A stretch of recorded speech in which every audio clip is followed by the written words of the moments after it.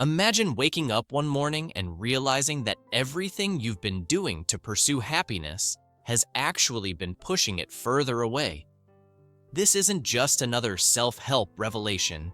This is the disturbing truth that the Danish philosopher Søren Kierkegaard uncovered nearly 2 centuries ago, and it's more relevant today than ever before.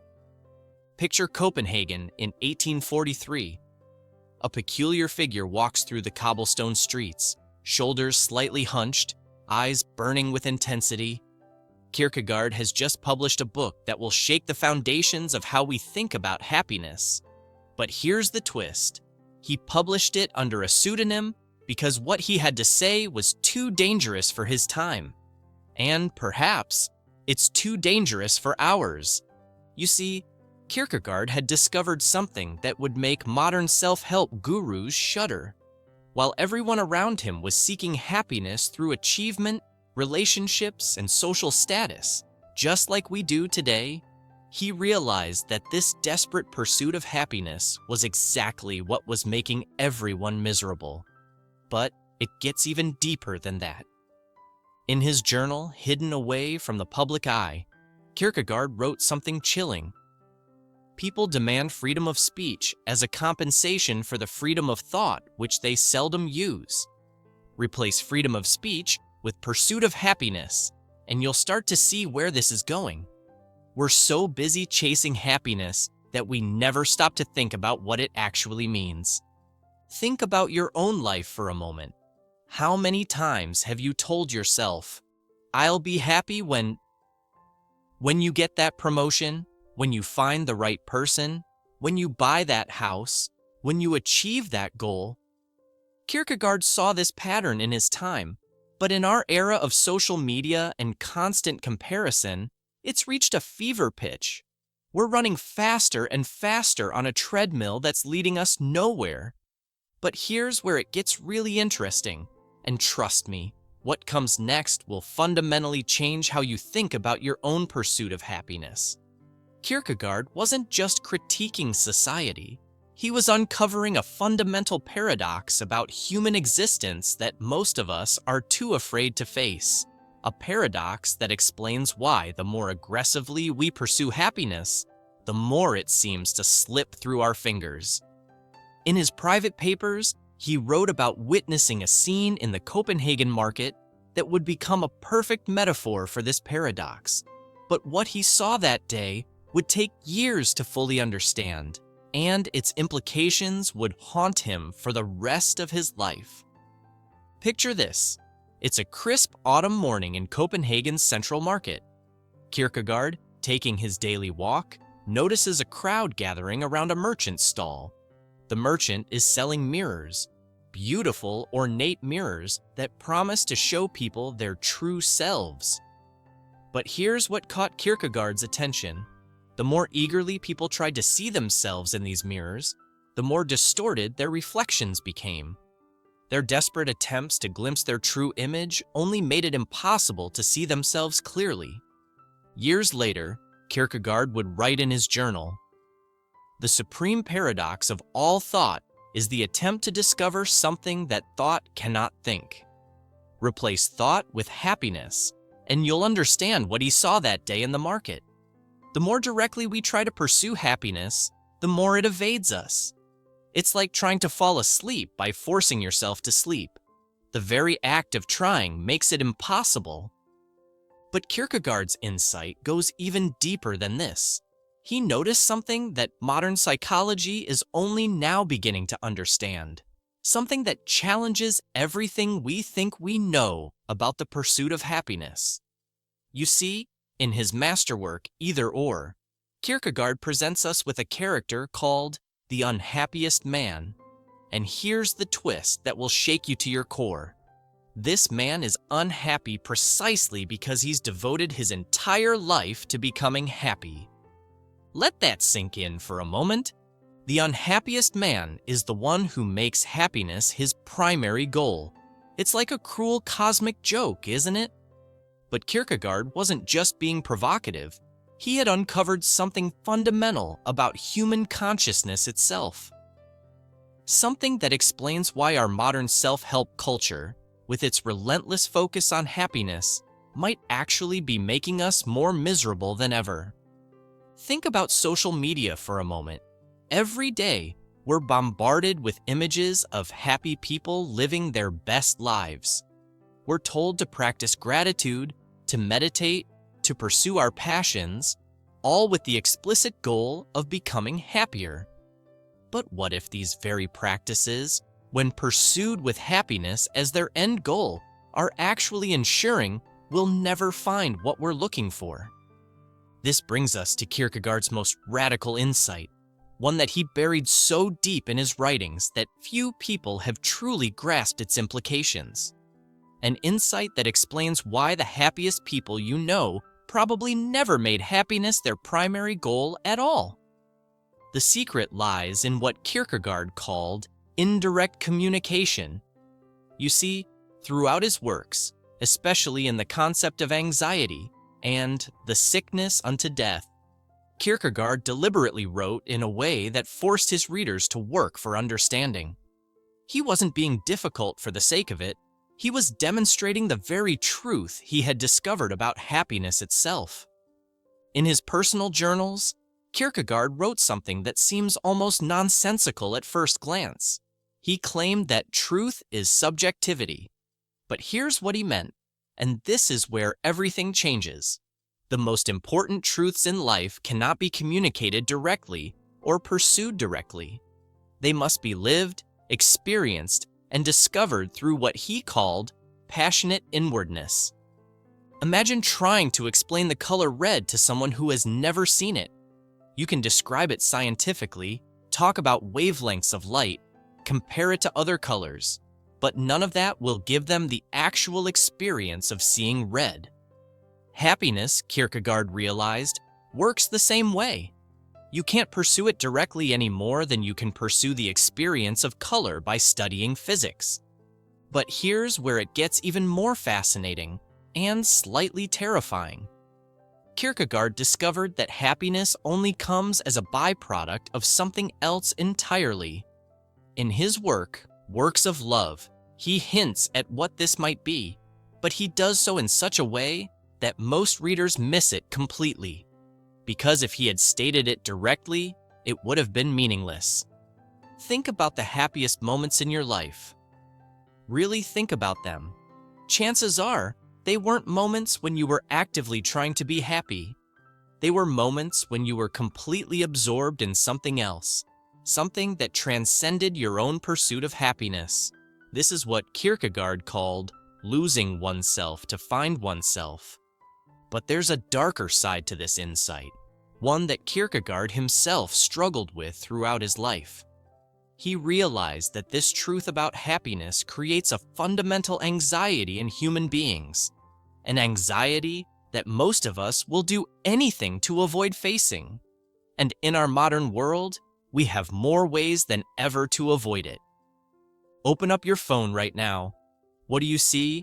Endless scrolling feeds, notifications, likes, shares, a constant stream of distraction. Kierkegaard never saw social media, but he predicted its psychological impact with haunting accuracy. In The Present Age, he wrote about what he called the public, a phenomenon where individual authenticity is lost in the crowd. Sound familiar? But here's where Kierkegaard's insight becomes almost prophetic.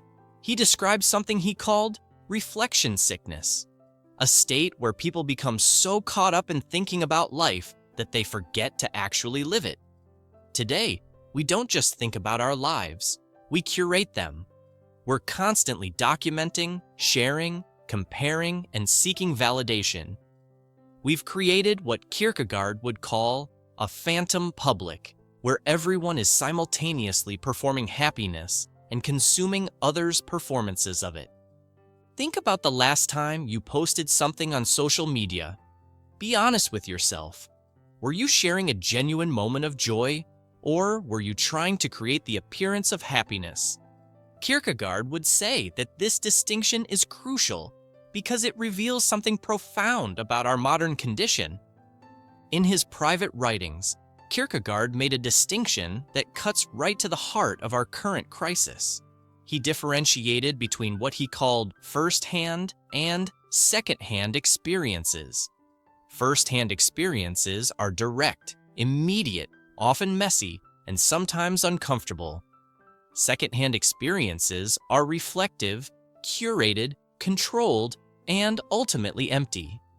The tragedy of our age, which Kierkegaard somehow saw coming, is that we've become experts at creating perfect second-hand versions of our lives while completely losing touch with first-hand experience. We're so busy trying to appear happy that we've forgotten how to actually be happy. We've created what he would call a virtual life. And remember, he wrote this long before anyone had heard of virtual reality.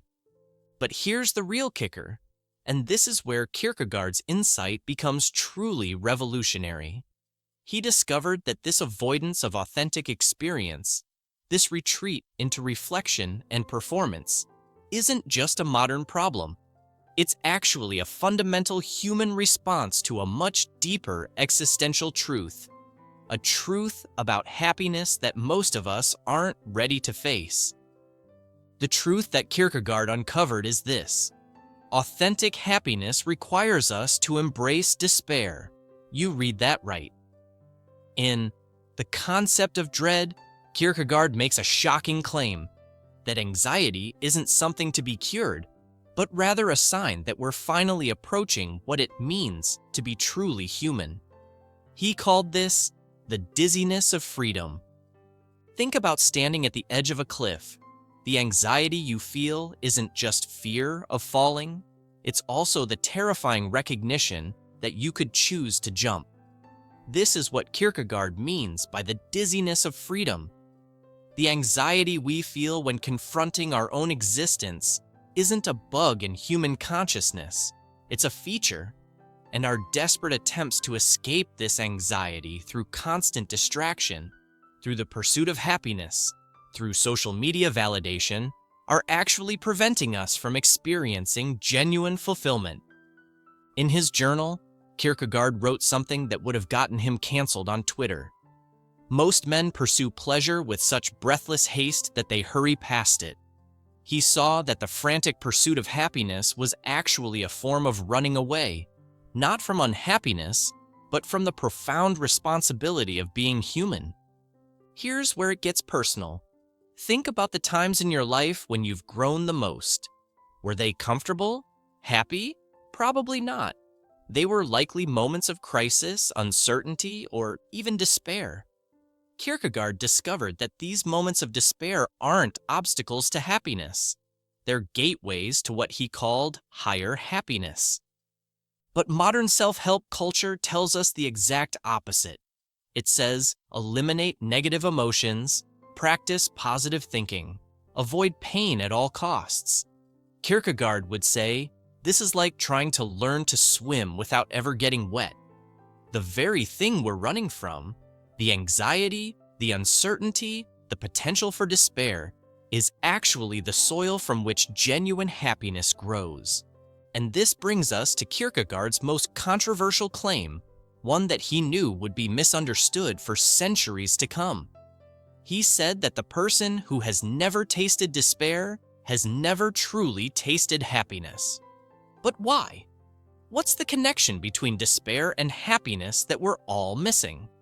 The answer lies in what Kierkegaard called the moment, and understanding it will change everything.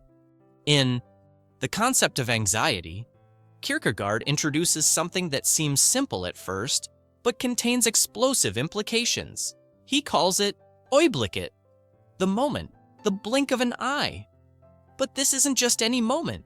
It's what he calls the fullness of time, when past, present, and future collide in a single instant of profound awareness. Here's what he discovered.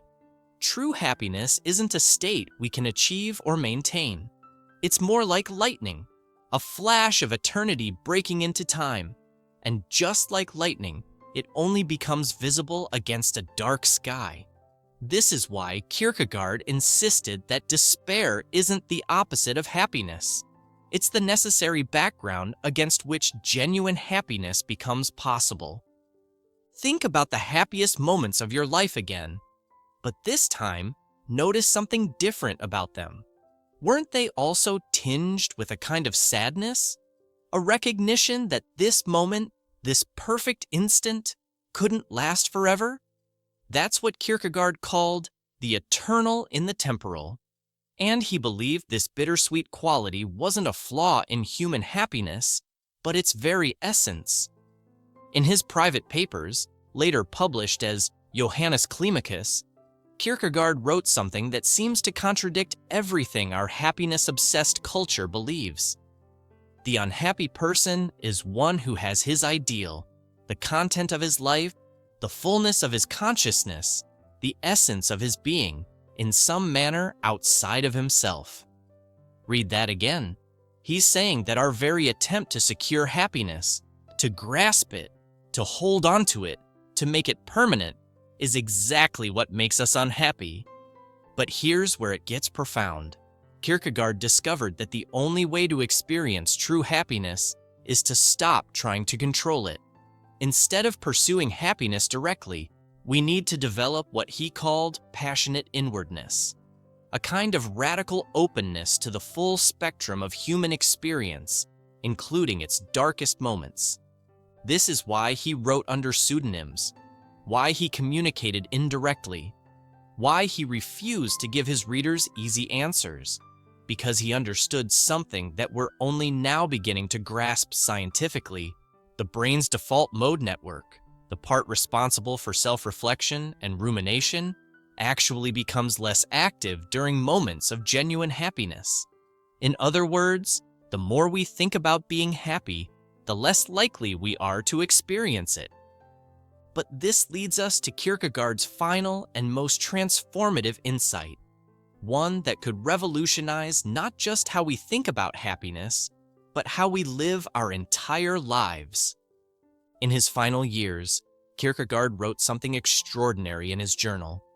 Life can only be understood backwards, but it must be lived forwards. This seemingly simple observation contains the key to everything we've been discussing. You see, Kierkegaard realized that the search for happiness is fundamentally paradoxical because we're trying to plan and control something that can only be recognized in retrospect. Think about what happens when you try to observe yourself falling asleep.